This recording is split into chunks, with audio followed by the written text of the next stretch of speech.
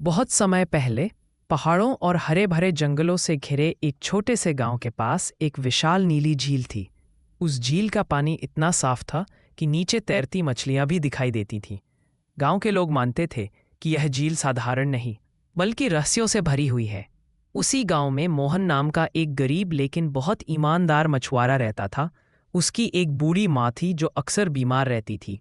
मोहन रोज सुबह झील में जाकर मछलियां पकड़ता और उन्हें बेचकर घर का खर्च चलाता।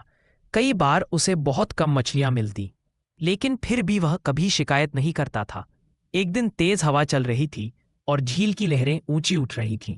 मोहन ने जाल डाला और मन ही मन अपनी माँ की सेहत के लिए प्रार्थना करने लगा। तभी अचानक जाल बहुत भारी हो गया। उसे लगा कोई बड़ी मछली फंसी है।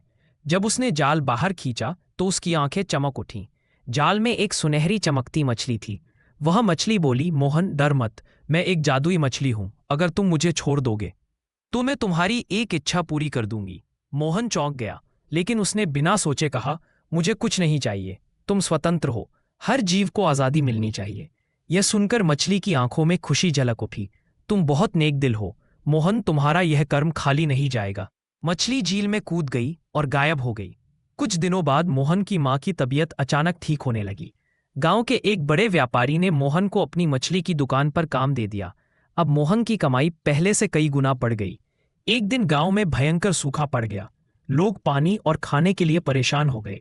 मोहन झील के किनारे गया और बोला, हे जादुई मछली, अगर तुम सुन रही हो तो मेरे गांव की मदद करो।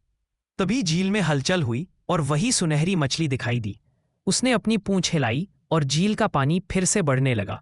सूखा खत्म हो गया। गांव के लोग बहुत खुश हुए और मोहन का सम्मान करने लगे। मोहन ने विनम्रता से कहा, यह सब मेरी वजह से नहीं, उस जादुई मछली की दया से हुआ है। मछली की आवाज आई, नहीं मोहन, यह तुम्हारी सच्चाई और दया का फल है। और तब से गांव के लोग जान गए कि दया, ईमानदारी और निस्वार्थ भाव ही असली जादू होते हैं।